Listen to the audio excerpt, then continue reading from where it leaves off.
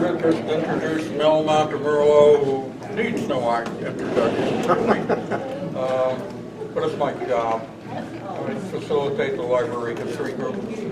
Welcome, thank you all for coming. You can't hear him, but you certainly can hear me, right? I'm Italian.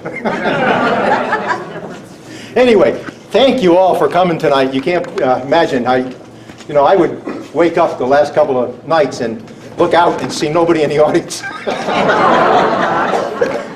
This is absolutely amazing. So thank you very much for coming. I've been doing this for 3 years. I started in 2016, 17, 18, 19, and I did book 1 on Windsor Locks history. And when I finished book 1, I looked at it and I said, wait a second. I missed Bradley Field, I missed Ray Roncari, I missed all this stuff. I said, I am finished. And so I did book 2. I never planned to do a book 2, but I can tell you one thing's for sure, there ain't going to be any book 3s.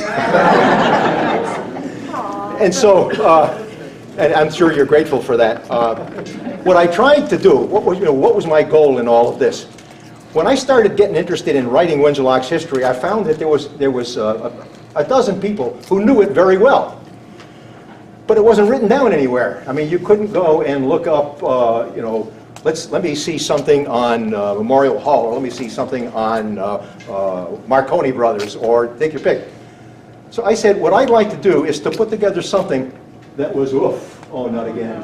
I'm going to have to, let's see if, okay.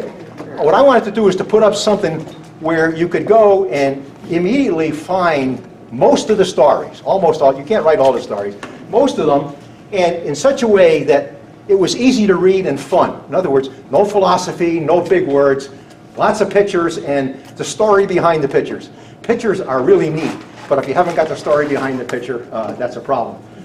What I had a lot of fun with was getting pictures. I would get part of the story, for instance, the one on the Villa Rose, and I couldn't find any pictures of the Villa Rose. I tried for 2 years to get a picture of the Villa Rose. And then Frank Barron said, why didn't you ask me? I got one. And Frank, who has a great library of pictures of Windsor Locks, said, here it is. So I said, well, Frank, I need something else. What's that? I said, I want a picture of the inside of the upstairs and in the inside of the bowling alley. Haven't got it. So one more time I put out a call. Does anybody have any pictures? And Susan Root, who lived half a street down from me on Grove Street, says, I got married at the Villa Rose. I'll send you my wedding pictures.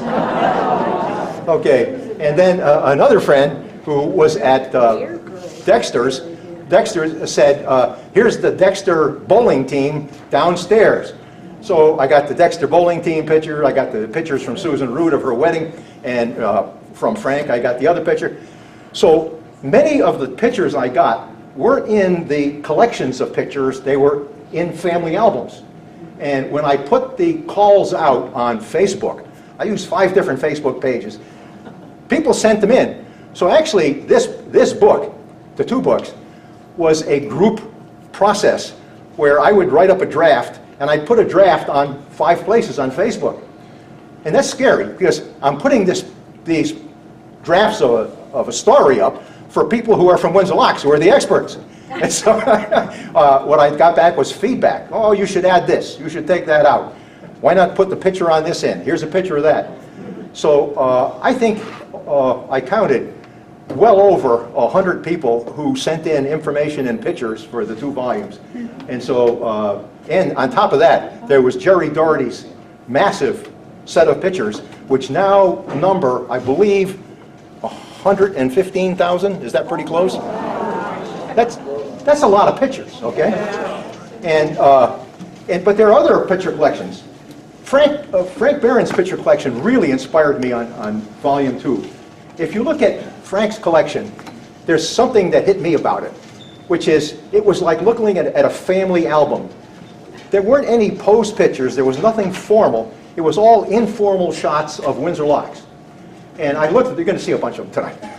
And so I really thank Frank for letting me use those pictures in putting all this together. And so when I got asked to give a talk tonight, I said, gee, not what do I want to talk about?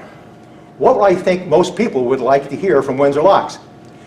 And what I did was I looked back at all of the people who had responded to me for 3 years on various things, and there was something that most of the people had in common.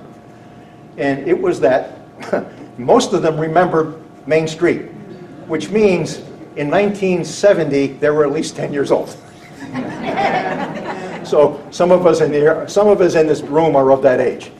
And I said to myself, you know, when I look back at all of Windsor Locks history, back from when the first settlers came in, you know, through building the canal, through building the railroad and everything else, my favorite times of Windsor Locks, very personal, were the 40s, 50s, and 60s, 1940s, 50s, and 60s. I'm going to tell you why tonight, and I hope the picture stays up. Anyway, the reason, well, before I get into that, I got to do two things. Thank you for reminding me. Where's the other one? Where's the thing I had from Phil? I had it right here.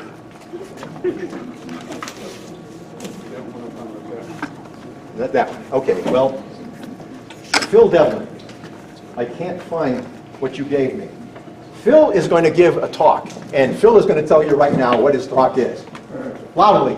Okay, well, I'll be at the library next Thursday, which is the actual 75th anniversary of D-Day. Mel. And I'll be giving a talk about the 75th anniversary of D-Day. I've been to the beaches in Normandy twice. I have a lot of anecdotes and stories, and particularly I have stories and photos of 7 of the men from Windsor Locks. Yes. The 16 guys who died from Windsor Locks in World War II. 7 of them died in the Normandy campaign. And I have photos of them all, as well as interesting profiles of them. So if you're interested in seeing them, Just getting straightened out here. I have to keep rolling this so that it doesn't want to go away.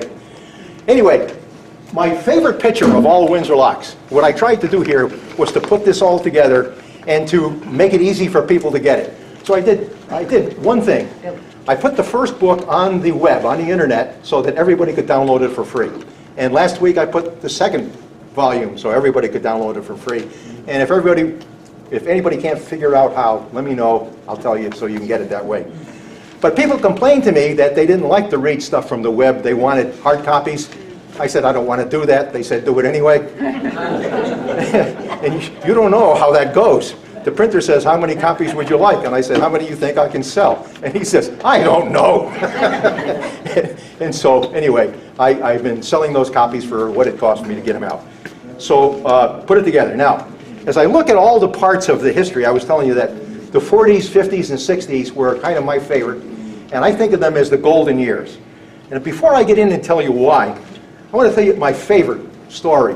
It's very short, only about 5 sentences long, and I got it from Phil. It was Dr. Connealy. Dr. Connealy, everybody knows. He was my grandparents' doctor. He was my parents' doctor. He was my doctor. And he got his MD at Harvard, which is a pretty good school. And he graduated first in his class, which isn't too bad. And when he came back to Windsor Locks, he needed to get a job. So he went up to Harvard Hospital and he interviewed for a job. And in the middle of the discussion with a number of important doctors from Harvard Hospital, one of them said, you have a couple of problems with your background. And he said, what would that be? And the good doctor from Harvard Hospital said, you're Catholic and you're Italian. How do you think Dr. Connealy took that? He didn't take it well. And so here he was looking for his first job. He didn't have one. And he stood up and he said, no good doctor would ever look at his patient who he was diagnosing and use those two characteristics to make a diagnosis. And you shouldn't look at me, who's looking for a job, and use those two things as a method of selecting. And he stormed out of the room. Very cool, Dr. Connealy. Go get him. So that's a story. I hope you tell your kids and grandkids and pass it on. You know, a lot of good things happen in Windsor Locks and that are in this book and that I got from Phil and elsewhere. Yes, Bill? Just to add to that, the guy who told me that story was Dr. Jerry Burke. Some of you may remember. He was affiliated with the Connealy practice he and Dr. Kennedy, and Jerry was there for, I think, 5 or 6 years, a young guy, and he's still alive. He's 91 this year, and he lives in Portland, Connecticut, so I visited him many times. But he's the source of that. Carney actually told that to Dr. Burke. Cool. It's quite a story. But somebody chased out after him and brought him back, and he got the job. I mean, you got to admire someone for doing the right thing like that at a difficult time. And one last thing to add, you know, because Dr. Connealy was so beloved in town, most people in Windsor Locks, which is mainly a Catholic town, started going to Hartford Hospital instead of St. Francis. And of course, it had been traditional for Catholics in Hartford County to go to St. Francis. And I remember when I was a little kid, around 1962 or so, I used to go to early Mass with my mother, and Father Finance, some of you may remember him, the cheerless pastor of St. Mary's, got up there, and before he gave his homily, he started railing about Windsor Locks people going to that Protestant hotel. That's how he referred to our Thank you. Okay, well, so now we got that one as my first interesting tidbit from that era. What I wanted to do was to pick a topic that people wanted. I was saying that was mostly people who remembered often about those things. So I said, I think about those a certain way, and I want to bring that up. So tonight is a happy night. It's an uplifting night. You're not going to hear any complaints, anything, you know, we should regret this or regret that, or we gave that up. This is about things we can look back on in a happy time and remember them and be proud of them. And let's have some fun. Let's have some fun with that. So when I think of those, and I try to characterize the 40s, 50s, and 60s, I think back to that television show, Leave It to Beaver. You remember Beaver's favorite phrase? Golly gee! And I think when you listen to, you watch Leave It to Beaver, there were never any real problems. We didn't have big problems. I don't remember any big problems. It was a time when we felt good about the world, and our parents felt good about the world. So there were things in Windsor Locks, like Main Street. There were other things. There were things happening in the world, like the end of World War II. There was things happening in the United States, like an economic boom that came at the end of the war, that all came together in Windsor Locks for a happy time. So when I think of the end of World War II, what I think of is what happened in Windsor Locks. We had Ray Roncari come back from the war. And his two brothers, I guess, were already working in the business, and he helped them turn Roncari Construction into quite a large firm. And he started a number of other businesses, and they were all successful. We had Stanley Sved came back, and the first thing he did was put together Swede Jewelers. And, yep, yay! Swede Jewelers. And so let's take and make things that can be historic, are important, don't have to be old things. They can things that happen now. For instance, there was a Windsor Locks Little League team in 1965 that won the World Championship. That was historic the day it happened, and it's historic now.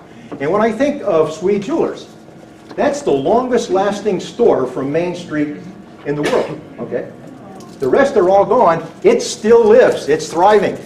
My guess is in another 100 years it'll still be growing. That's good stuff.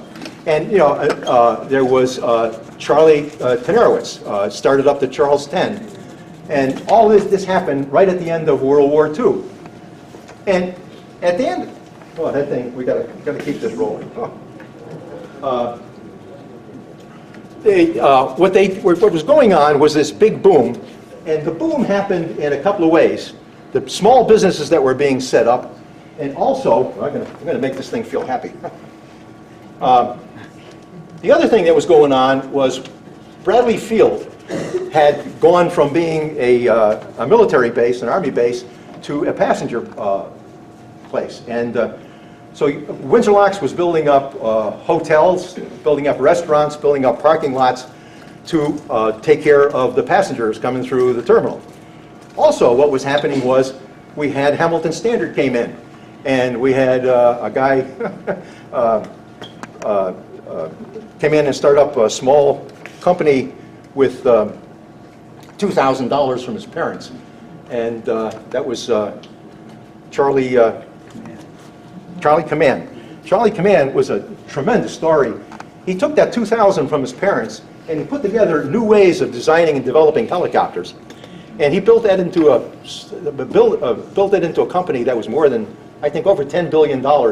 He also, his people developed the Ovation guitar, which is the round back guitar, because he found that in making helicopters, you became experts in vibration.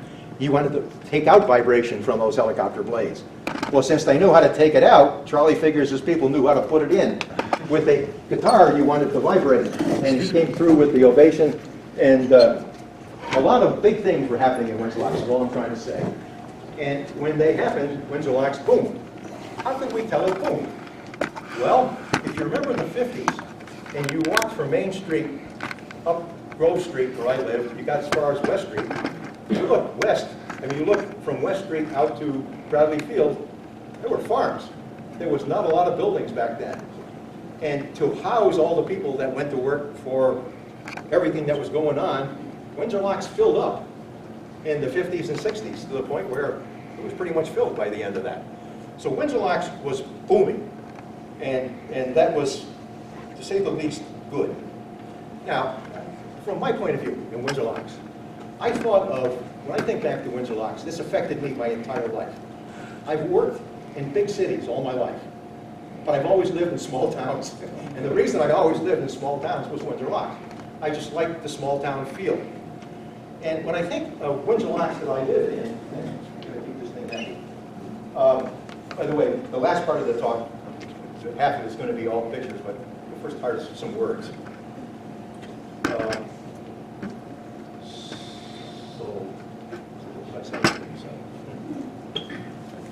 Okay, in Windsor Locks, when I was here, Saturday morning, 8 o'clock in the morning, I'd get on my bike and I'd go over to the school yard right across the street behind St. Mary's School. Then I'd go over to Jimmy McKenna's house. And everybody was over at Jimmy McKenna's house. And we'd play over there for a while. We'd go over to the school. We'd go over to somebody else's house. And at lunchtime, somebody's mother would feed us lunch. And, you know, no one much worried about you. So I thought of us as free-range kids. There were no play dates. I mean, we roamed around, and the parents weren't afraid to let us go over to what's now Paisley Park because there was no trouble. That was much of what I think about of the idea of being a happy, good time. When I think of my parents and other parents, my parents were first generation here. My 4 grandparents came from Italy, my parents were born here, I was born here. Well, my parents saw their parents come and get a good life here. But their life was even better than their parents. And my parents believed, and I think everybody else, that their kids would have a better life than they did, and each generation would be better than the next. I don't think everybody thinks that now, but we thought that back then. And it was good. That was a good feeling. It was a feeling of confidence. There was something else about the confidence. It was confidence in people. So for example, I remember the summers in the 40s. Hot, no air conditioning. So what did we do? Well, we had 2 doors on the front of the house and 2 doors on the back of the house. And one of the doors on the front and the back was a real door. You opened it up, then you had 2 screen doors. And in the screen doors, you had this little hook, went like this into a little, and that locked it, except if you pushed hard. No one ever locked them, okay? The doors were open night and day for weeks at a time. You don't do that anymore. Back then was a feeling of trust and peace and lack of major problems that was special to the time. You couldn't do Leave It to Beaver on television now. It wouldn't fit. But it fit back then, and it fit well. Those were good times. And the air conditioning story, absolutely true. So Susan Root again. She was, half a block from me, so I got a lot of stories from her besides the pictures of her wedding. And her father was what? You remember what her father was? Milkman. Milkman. And she said her father told her that there would be messages left for Father Milkman. Things like, we need 2 bottles of milk, 1 bottle of heavy cream, something else. There's nobody home, put them in the refrigerator. Can you imagine doing that? tell you, I mean, I really think of the 40s, 50s, and 60s as a golden age. Now, there's a smart guy in here, and he's right here. He asked me, Mel, are you saying that those times were better than today times? And I said, well, that's a bad question. That's a hard one. What I think is that now, right now, we have better dentistry. We have better medicine. We have better technology. I remember driving, 100 miles in a car, and you'd see 5 or 6 people with blown tires. You had to tune your car up every 12,000 miles. Oh, and I actually remember my grandmother, Anna Colpietro, down on Main Street, going and picking out a live chicken, having the chicken's neck ring, take it back to the hotel. I would watch her pluck and clean the chicken. It took a half a day to make a chicken. Okay? Now we go to Costco and for $4.99. Mary Beth and I, that's my wife out in the back of the room. We'll go to Costco and we'll get a number of things that are really good food and very tasty, and you pop them in the microwave or you cook them for a certain amount of time. So today, these days are very good days for lots of reasons, and I wouldn't trade them for anything. But times I'm talking about, the 40s, 50s, and 60s, were special in different ways. And all I wanted to do was to focus on those different ways from back then. Because they were good things. If you needed medicine, and you were down on Main Street, and you didn't have your prescription, where would you go? Why don't you give the talk? These are good memories. You walk in and see Sid. Sid would say, I don't need hope. And you get the medicine. And you go to Sid at Christmas time and say, Sid, I'm looking for this toy. He said, I don't have it now, but it's coming in next Tuesday. I'm in on Tuesday. Sure enough. Sid was special. And wasn't the only special pharmacist around. You remember Dr. Connealy, if you took a kid to Dr. Connealy's, you got a chip for the kid. And what did the kid do with the chip? Ice cream. Ice cream, where? Carol's drugstore. And so you go over to Jim Carroll's place, and you look on the front window, and you saw pictures of what? Fire, stuff that had to do with fire prevention and things like that. He was a fire chief, too. So Carol's was a very special place. I had trouble telling my parents or grandparents I wanted to go to Carol's for ice cream. They just said, go down to your grandfather's store under the hotel. Anyway, Windsor Locks was a quintessential old small town. Quintessential. You stop to think, all of our stores, except for 4 or 5 or 6, were mom and pop shops. They were all locos, locally owned, lolos, locally owned, locally operated. And you knew everybody there. And so, when you went into the bank, it was Bob Tarabelli. When you went into Wessy's, the 3 Marconi brothers. When you went into, my grandfather's Tony Soda shop, there was Beaver called Pietro. When you went in, you knew everybody. And there was something very nice about that. And I've heard that the original place where everybody knew your name was owned by John and Vic Cicelli. Well, you guys are good. But I'm not telling you any secrets. I knew you could all know this stuff. I just wanted to bring it up again. Because when I think of John and Vic Cicelli, I get a good feeling. That was a good place to go, When I think of Marconi Brothers, we call it the Wesleys. But when you think of going in there, and not just going in the front part, but going in the back where the booths were, and those were good memories, good times. So we're going to see a bunch of pictures in a while. Okay. And the other thing that was nice about Windsor Locks and different back then that we'll never see again, and maybe it's for the best, I don't know, but it was good back then. Windsor Locks was filled with small markets everywhere you went.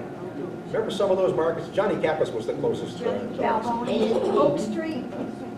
Oak Street Market. Okay, we're going to see pictures of those. Birds. And Szyski's. Birds. Aldo's. Maria's. Okay? The list goes on and on and on. We'll see some of those pictures. And those were special places to go. Do you remember Moon Bread? Yes. Okay. Moon Bread sold for 25 cents for one of those. And I think my mother and my grandmother would send me down to Aldo's or to Johnny's more times than I can remember, with a quarter to get a Moon Bread. And my father said the place he liked to go to Johnny's, for example, because you could get an Italian grinder with everything on it, 50 cents. And we went in there with a handful of pennies for penny candy, and you could get funny books, comic books, without covers on them. They were a nickel. And so there were always a bunch of bikes laying down on the outside. But the memories of going to those small stores, which I think were the forerunners, the 7-Elevens and other things, was a great time. You knew, yes? Those bikes never got stolen either, did they? Never. Never had a bike They stolen. only came out. As a matter of fact, when I think back to growing up in Windsor Locks, they say, well, Windsor Locks was, I never insult anybody. I remember somebody saying Windsor Locks was the third Italian, the third Irish, and the third Polish. I don't ever remember a fight because of, never. It just didn't happen. I also remember growing up when I was, younger, when my parents controlled my every move. On Sunday, we went out to visit relatives. I don't think I ever saw anybody who was Italian until I was 9 years old. Everybody was Italian that I knew. But then, when you go to school, you meet everybody else, and that was fun. But we respected. We knew. Oh, the point about that is, back then people didn't move when they got a new job. I mean, they stayed in town. Okay. So I remember when I went to my grandparents' place for dinner on Thanksgiving or Christmas, there'd be 60 or 70 people. It'd be all the aunts, all the uncles, all the cousins. And so family parties were bigger back then. They can't be that way now because we have to move. But those big parties were really cool. There was some politics that went on to those. Other things too. A lot of fun. So Main Street, which we're not going to focus on too much. I think of Main Street as only part of the good stuff from back then. But when I showed you that first picture, I love that picture of Main Street because, and I think I got that from Frank too. I look at that, and look at the hustle, look at the bustle. And there's Ad's Pizza, and Pizzeria, the Rialto. That picture reminds me of what I grew up half of my time I was on the Main Street because my grandparents lived down there. And so I went up and down the street, and I went into places I probably shouldn't have. But what the heck? So when you went down to Main Street, and Lenny, where's Lenny? You told me the difference between down street and downtown. Tell that story. What's the difference? It's basically when you were talking earlier about, Windsor Locks before the 60s, where everything was developed east of West Street. Yeah. And that's where everybody lived. And everybody that lived there, when they went down to Main Street, always said, I'm going down street. I'm going down street. And when they developed the southwest section, when they developed Reed Park, and you started to meet other kids your age that were coming into town, when they went down to Main Street, they always went downtown. So we knew where a person was from in Windsor Locks by whether they said down street or downtown. If you lived, around Chestnut Street or down there, we went down street. So it was a nice thing about Main Street back then was we were, as a town, self-sufficient, and you did all your shopping there, and people from surrounding towns all did their shopping there.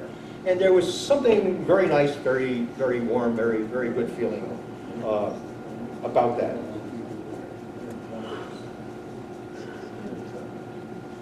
Now, what did we do in the evening sometimes? I remember Dad saying, come on, hop in the car. So John, Lenny, and I hop in the car. And sometimes, not Lenny, because he wasn't born yet. He's young. But I still look up to him. Dad would say we'd go out to Bradley Field. And we went to Bradley Field, and we would park the car by the wooden hangar or the wooden place where you flew out of. And it was amazing. We would watch airplanes take off and land. And we would dream of the day, possibly one of us would ever be able to fly. And I remember the first time somebody in the family flew, and it was Vito and Anna Pietro. And when they decided to go out and see their kids out in California, we went up to the airport, Bradley Field, and it turns out that everybody did this. Family went out with whoever was going to take a flight. This was early in the days. Everybody got dressed up, okay, like and we got up there, and the thing you did, especially the kids, would go over to those little machines and put quarters in and buy flight insurance, so in case they died, they'd get money.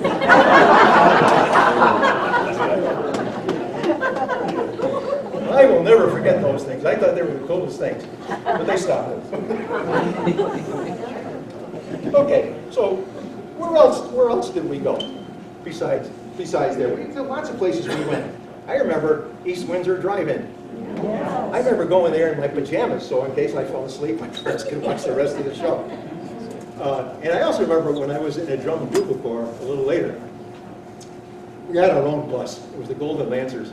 And we got a little rambunctious one night. We said, let's take the bus to East Windsor Drive-In. $1 a car night. And so we got up to the place, and the guy said, oh, I can't believe this, we can't. I said, look, we're only going to take up 3 slots. We'll park all the way in the back, charge us $3 and let us in. He said, you're not going to make any trouble, are you? I said, do we look like troublemakers? He said, give me $3, go in the back, and don't make any trouble. And we did.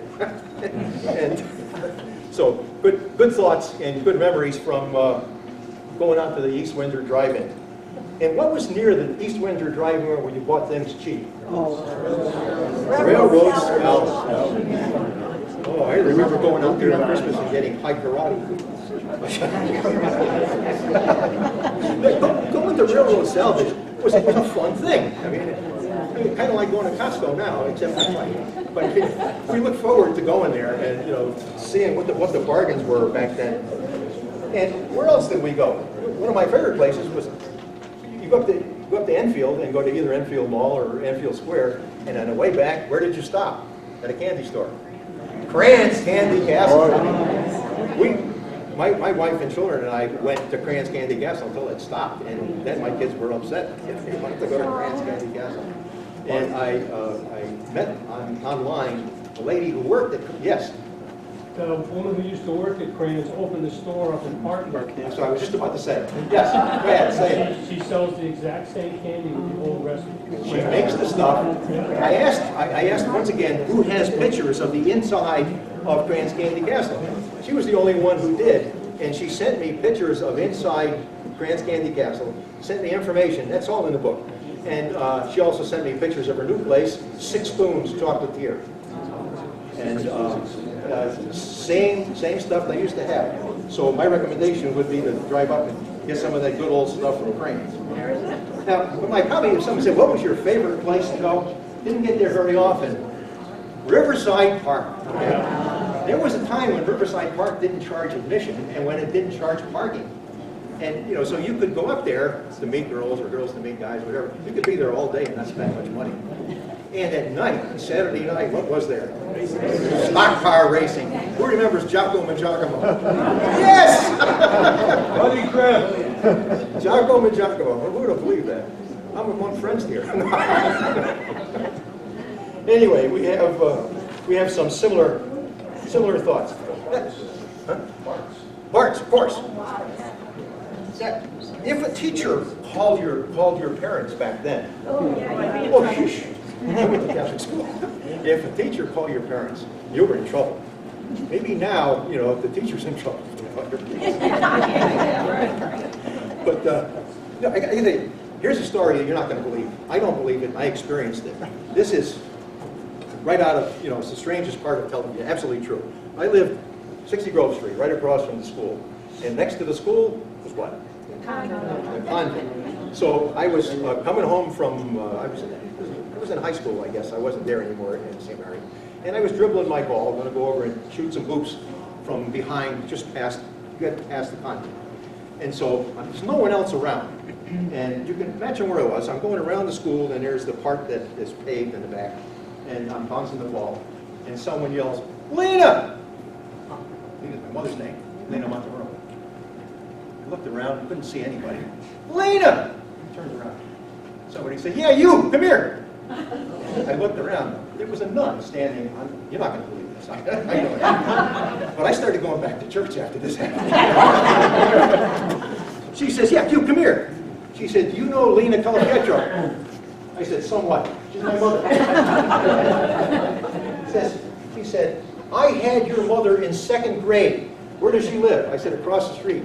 You tell her I want to see her right now. Absolutely true.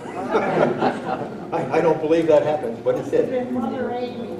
I don't remember but my mother remembered her, and she remembered my mother. So that was good stuff. And I guess the last thing, back in those years, there was a couple of things happening that were kind of different. The TV had just been born, and who made lots of money off of TVs? Don LaRusso. LaRusso opened his store just before TV popped out, and he sold a lot of TVs. I mean, we were the TV generation. Before us, there was no TV. You know, we went back and we watched Mickey Mouse Club, Lawrence Welk, Ed Sullivan, I mean, the good stuff from back then. And that was a different thing, being there when TV was experimental. And the other thing that was really cool about back then is the big band era was dying. It was just about gone. And rock and roll had just started. Elvis Presley, down to, you know, there was the days of poodle dresses. I wrote down saddle shoes, ducktail haircuts. And I remember, I think Chet Perillo had one of the best ducktail haircuts. Really and truly. So, I think those were the things that caused me to think of the 40s through the 60s as a golden era. They were a lot of really good things. They're fun to think back on, and we should think back on them. So now, let's see if we can't bring those things to light with a little bit of whatever comes back. Computer saying, no, we're just going to go through pictures. I just want to add, I'm from the little village of Terriffill. This is so heartwarming. Everything you say about Windsor Locks we had in Terriffill. It's the same thing. You can go anywhere. It's so heartwarming to hear you talk like this. Thank you very much. So one of the things is, how many went to Friendlies? Was the first Friendlies was in Beaver. Of course. And we used to take that old bridge, that old wooden bridge. We could, in the 60s, you could drive across the bridge to go to Friendlies. But thank you so much. It's just so heartwarming that we had these little villages. I think what I tried to say was that the things I said here were part of the United States and part of the world and part of Windsor Locks. You know, you didn't have the Windsor down Main Street we had, but you know, you had these other things because they were going on in all of the United States. But all of this were part of our memories of that time. And so, thank you for pointing that out. Thank you. This was good stuff. Okay, so when we look back, okay, what you just brought up about Friendlies, I should have said, stop to think. We lived in the era when it was all mom and pop shops. Okay, not all, maybe 95%. But that was the time when Friendlies came in, and it was one of the first of the national chains. Of course, there was the AMP, there was the First National, there were others. But the time of all mom and pop shops was a really neat time. It's gone. Let's not cry about it. Let's enjoy it. And then you move on. But that was a time of change from mom and pop shops to national chains. Okay, so now let's look at some good pictures.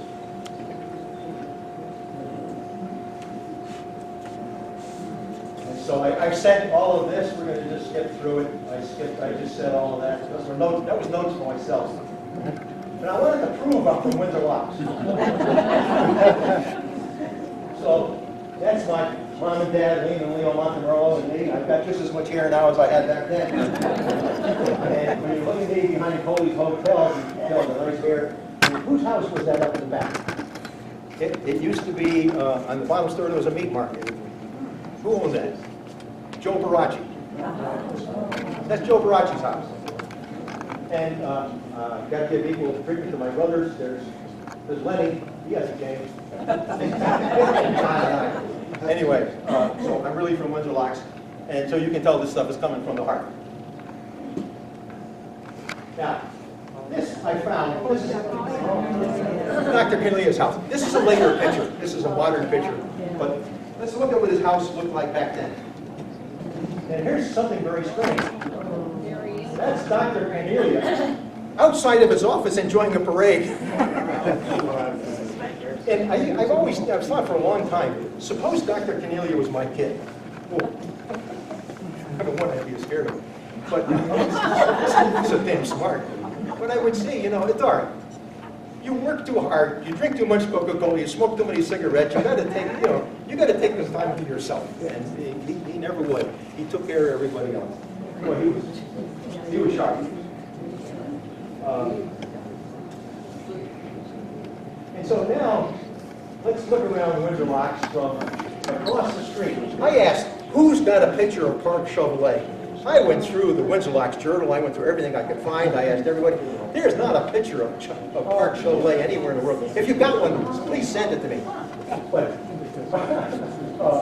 Charlie Carroll sent a picture of his sister, he took Christine, first picture with the new Brownie camera, and right up in the corner, in the upper right-hand corner, is the best picture we have of Park Chevrolet.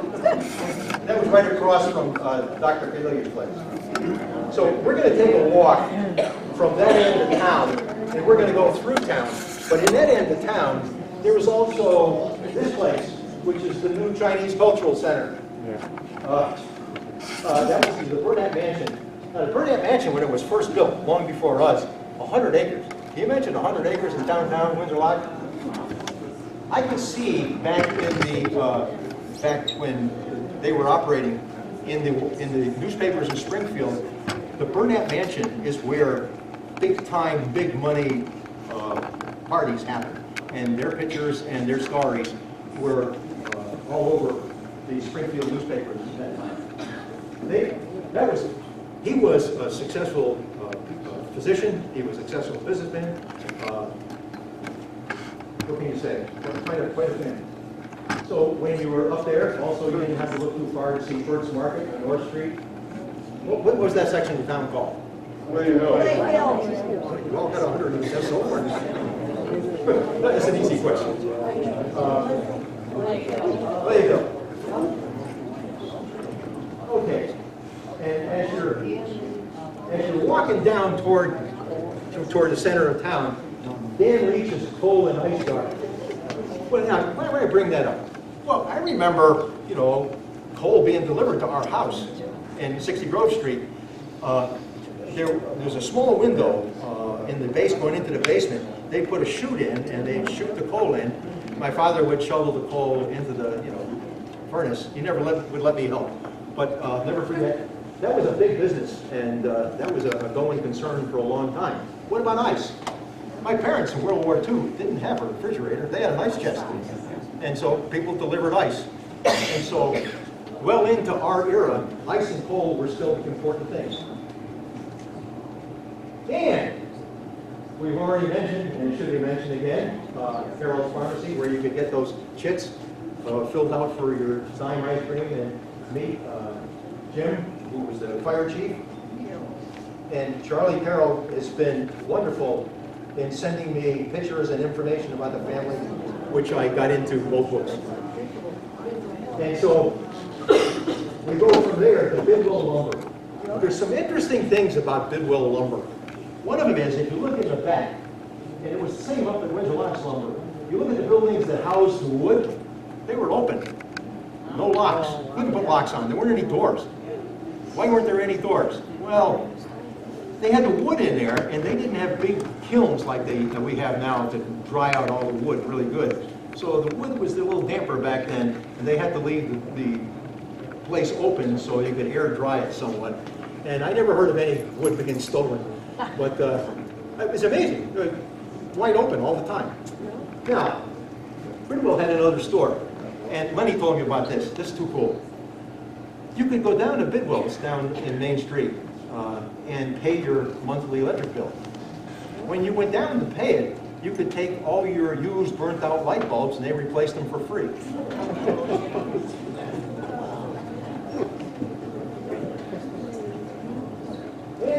coming down the street, you remember, here's Larry Ferrari in front of the Tate House. There you go.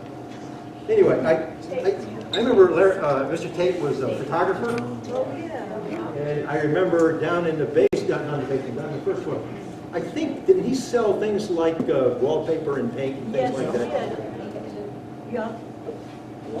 Okay, and what I remember most is the building itself was very distinctive, and you don't forget it. That's pretty cool.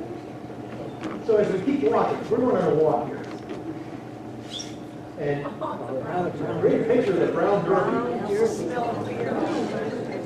I don't know what was going on, but it must have been a heck of a party. Now, the brown derby wasn't always there. There was an old Italian meat market there called the ABC Market that burned down.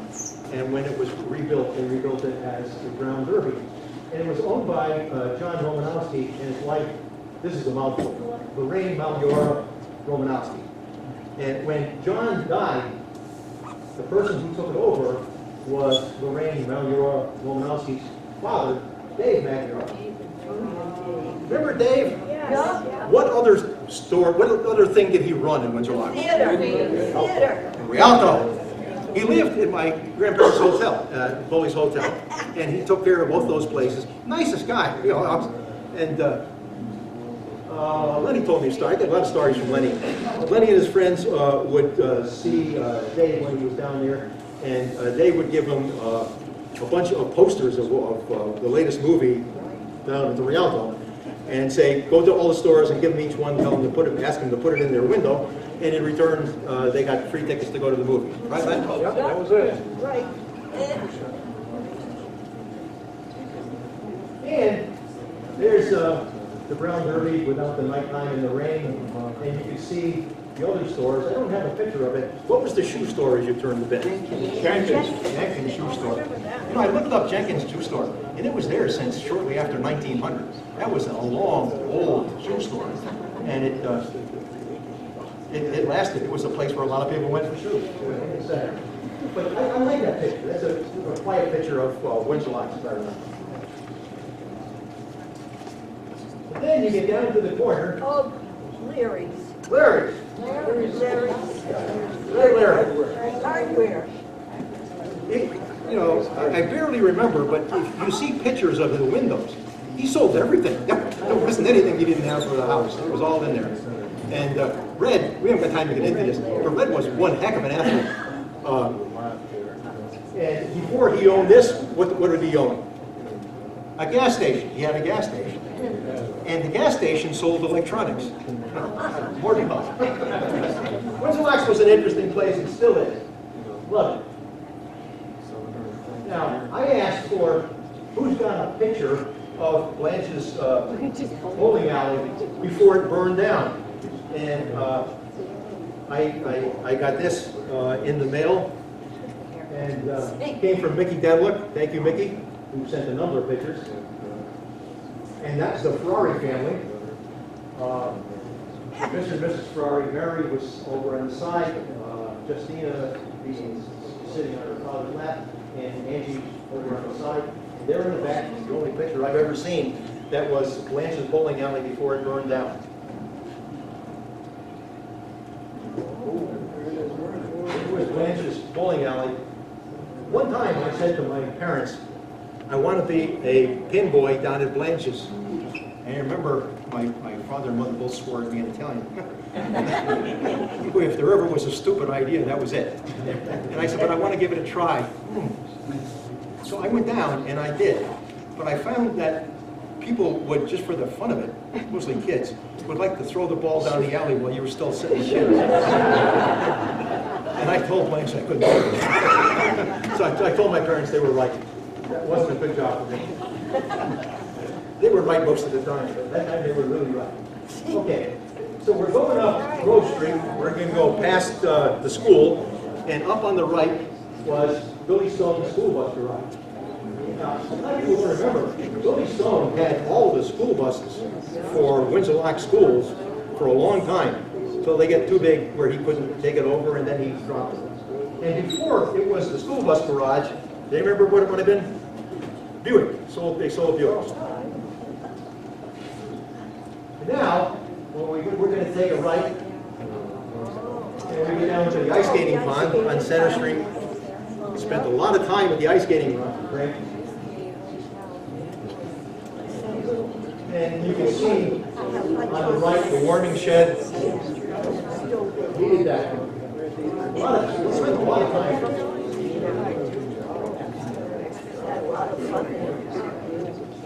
So now we've walked back down Grove Street, and we get to Grove and Main, and we take a right. And I've passed shanties in my life about 1.5 million times, but I never went in. I guess I never had a reason. But it was a bar and a restaurant, much like the next one down, was the Yankees. I went to school with Ronnie Bianchi. And one time he told me, he said, my parents make me work in the restaurant. And I said, well, that must be a cool job. He said, you want to see? He took me in. He says, they make me wash dishes. He wasn't happy about that. Anyway. Now, Mr. Goldfarb owned all of that block. And he owned all those places up on top. And those were all low-rent distant places, the rooming house type of place. And I remember Mr. Goldfarb. Now, on the corner here, back long before our period, was where one of the 2 Chinese laundries was. It was right up in the corner there. And the other Chinese laundry was down where, on top of where Sid's was. There was a 2-story building there before, and it was up there. But they give you a nice view of the block. And my grandparents' place, Beaver Colpietro, Anna Colpietro. So on the bottom they had Tony's Soda Shop, and that was Tony Colpietro. Mondo Bianchi's shoe store. And Mondo Bianchi's shoe store had an interesting innovation. There was a short time when you could go in there and put your foot on a machine, and it would show you what the bottom of your foot looked like. It was an X-ray machine. They stopped that.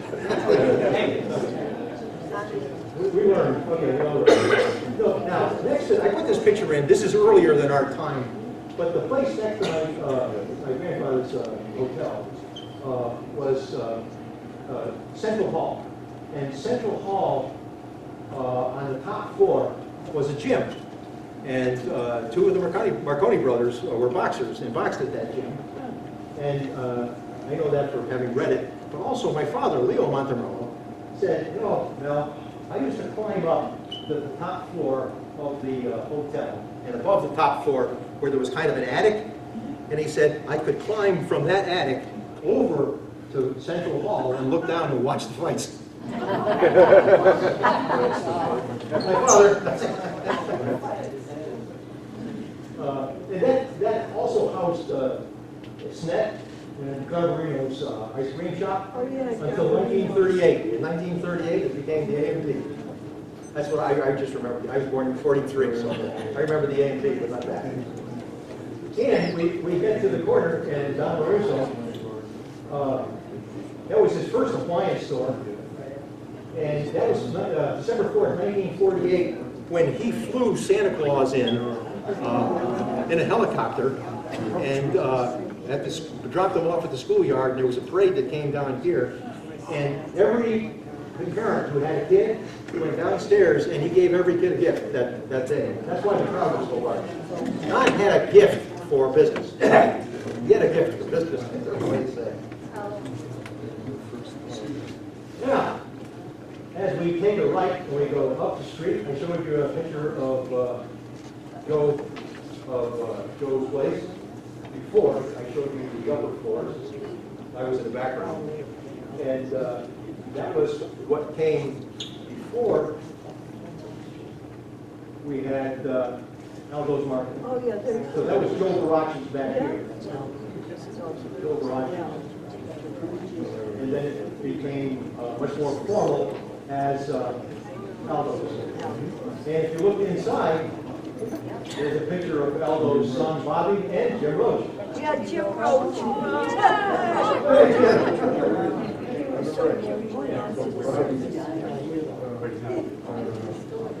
And as we keep walking, We see screen jewelers, we talked about them. Can't say enough. We see modern drugs, we talked about them. The Rialto Theater. I mean, that was quintessential Windsor Locks. And as you kept moving down, you know, there was Vic and John Sally's Donut Kettle. There was Lillian Shop. Lillian Shop started off, you know, I tried to do research on Lillian Shop, and I got halfway through, and I couldn't get any more. Turns out she changed the name of Lillian Shop. She changed the spelling of shop to shop, S-H-O-P, S-H-O-P-P-E. Once I did the searching on the right stuff, I was able to find the rest of the story. Sometimes history's fun. That was fun, and I remember those well.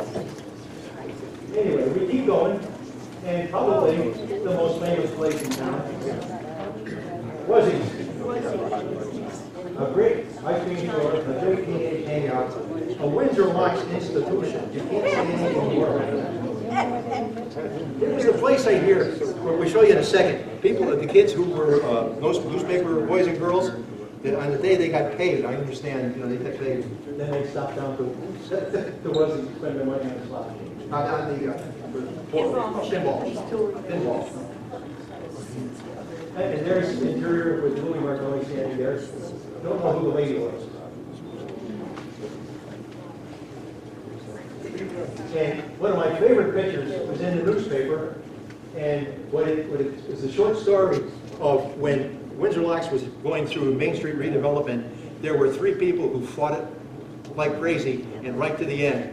And it was the 3 Marconi brothers, and they were the last to give up.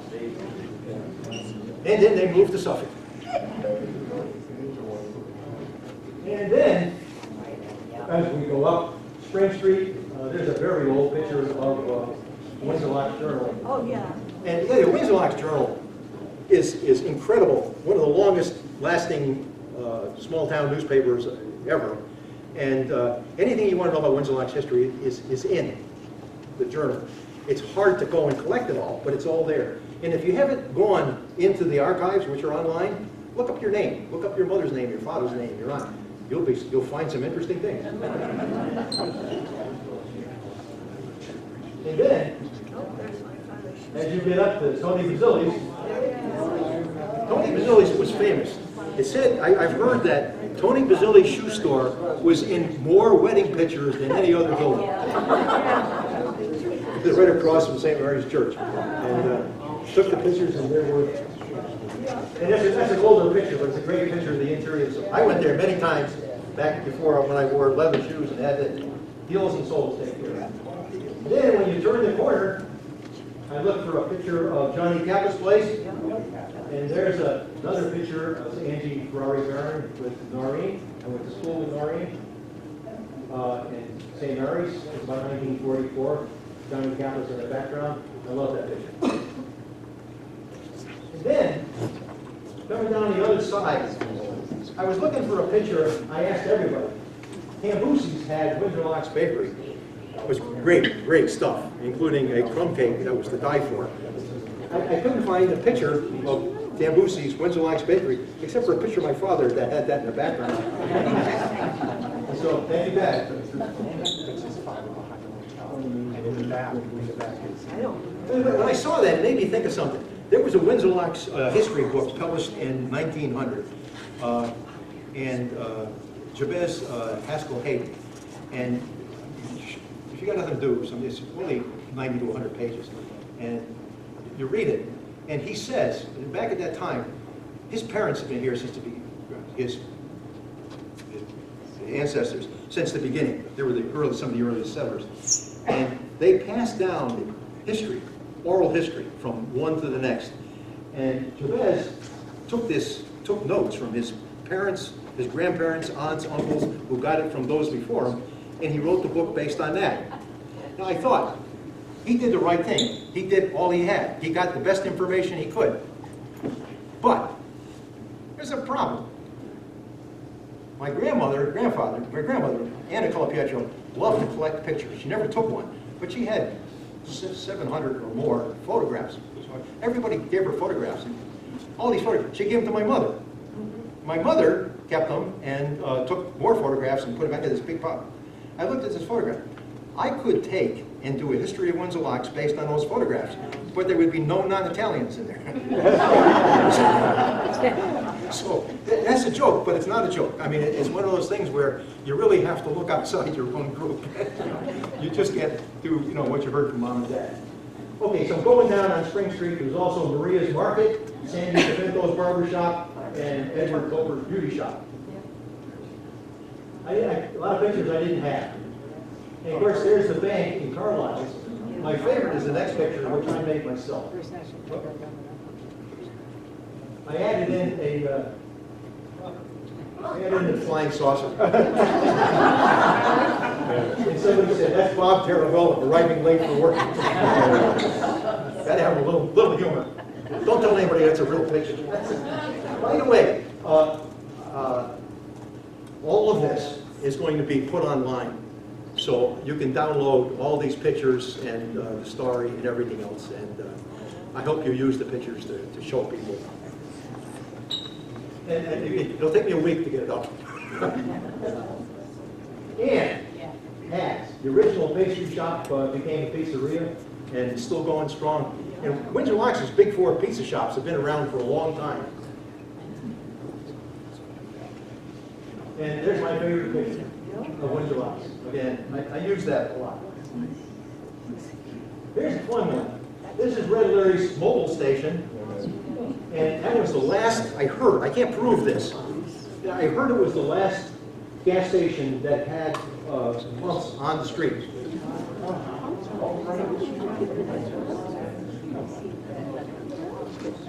And then, anybody remember Feisty Aslan? Oh, yeah. The newsstand later became Charlin's drugstore. Kids came down to get their newspapers to take their roots. Then you crossed over the street and saw Phil Lombardi. Oh, yeah. Ridgeview Restaurant, 1948. The number of people who had places that served food on it, they all wore the same white apron.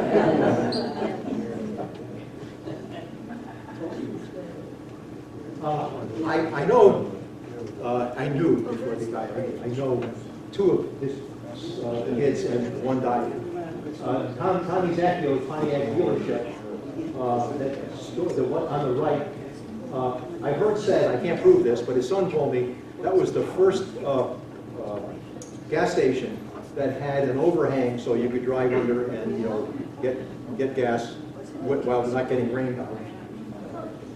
There's also lots of interesting stories about that place. There might have been some gambling going on in the back room. Anyway, our very home-style bakery from Mike Fusic's gas station. Someone pointed out this morning that back then we knew everybody who owned the gas stations. I mean, that was Mike Fusic's gas station. Nowadays you don't know who owns the gas station. But back then we did. I stopped too many times at that bakery. And here are a couple of the national chain stores. Woolworths, everything brand. I worked for a summer in Doherty Drugs. They taught me how to be a short order cook, that was fun. And then down on the other end of Dexter Plaza, the Poplar.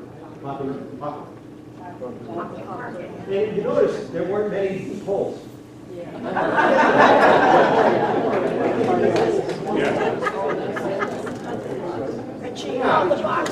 Everybody in the world is jealous of something. I was very jealous of Richard Quagliarella, who drove the Rocks from the Locks. I mean, that was the coolest car ever. His mother was not happy with him. My mother would kill me if I tried. But that was cool. And now, on the other end of town, of course, we had the Ashmere Estate. So we had on both ends of town where the rich and famous lived. And that was a beautiful place. That was a beautiful design. It was the estate of Harriet Clark Dexter and her husband, Edwin Douglas, who was the on-site engineer for the construction of the canal. And he was a hell of a guy. When he finished doing that one, he just moved on and did another one somewhere else. And he didn't stick around. And when you get near the end of the street, the venerable Charles Penn restaurant. which was the place, it's an interesting place. I mean, how many Polish restaurants were where you went to celebrate St. Patrick's Day?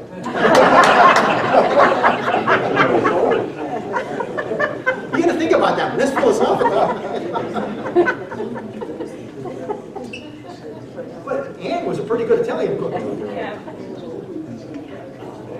Now, I wanted to include Buzzies. Buzzies was owned by Charlie Africano, whose nickname was Spliff. And I can't find anybody who knows where Spliff, the nickname, came from.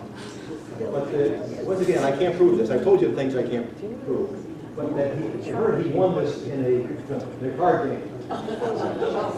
And that in the back room of Buzzies, there was often a card game. Now we're going to jump out of Main Street and go to South Center Street, where Robert Taylor had a junkyard in 1954. Look at the cars he had there. I wish I had bought every one of those junkers. But you can have all these pictures. I'll put them out on the web. And one of my other great memories of back then was going to the dump on Spring Street. And you could dump your garbage, but you had to park over a place that wasn't on fire.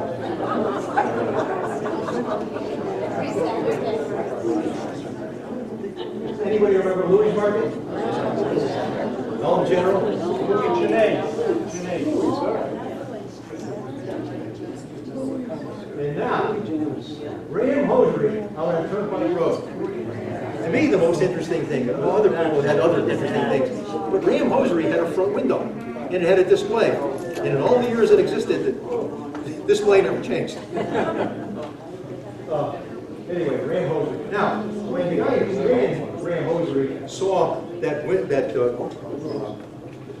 Bradley Field was booming and that the parking lot business was booming, he got out of hosiery and got into parking. And he did well.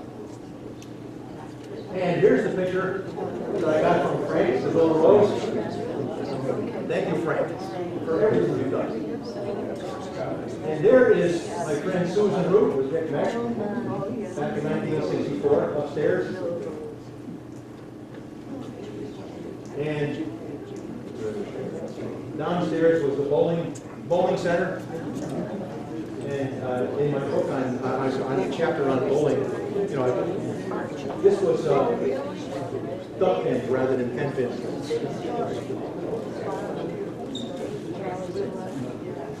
Get near the end. So, you know, I'm not sure how many people who would write a history of Windsor Locks would say, I need to have a chapter on Bradley Bull. But I really wanted to have a chapter on Bradley Bull. It's been there a long time. And if you went there, you realize it changed a lot. There was times when, you know, bowling was serious business. And then after a while, you know, people got into, many people were dropping out of serious bowling and got into things like midnight bowling, where they had to turn the lights out and other things. They stuck with the changes, and they kept making changes. And it then became what we have right now, Spare Time, which is more than bowling, but the whole world of bowling has gone this way. Now, sometimes, you know, how do you find information? Not everybody has information, but some people know how to find it. So I looked in the Windsor Locks Journal, and I believe there are more articles on Bradley Bull or Bradley Lanes than any other thing in town. But what were they of? Bowling scores. Thousands of bowling scores. Not a single article on the history of it. Who owned it? Who managed it? Who changed it? Anything else? So I called the one guy who knows how to find information. Called my brother Lenny. Lenny says, well, he said, you want to find out about the history of? I said, yeah. He said, well, there was a kid who back when this was starting out, he was there all the time, and he got really good, and he became a professional bowler. And then he's also on Facebook. So I said, what's his name? Larry Lickstein. And so I wrote to Larry, and Larry wrote back, sure, call me tonight. And I was on the phone with Larry for 3 hours, and he told me the whole history of the place, and it was really neat. I mean, he talked faster than I could write. I got most of it down and put it in that chapter. Then came across Sonia West. Who's Sonia West? Not only one of the great women bowlers of Windsor Locks, but she and her husband were the ones who brought the Pro Bowlers Tour to Windsor Locks and kept it here for a long time. And that did a lot for Windsor Locks. That was a very, very cool thing. So thank you very much, Larry and Sonia. Both of you helped with that chapter. Couldn't have written it without them.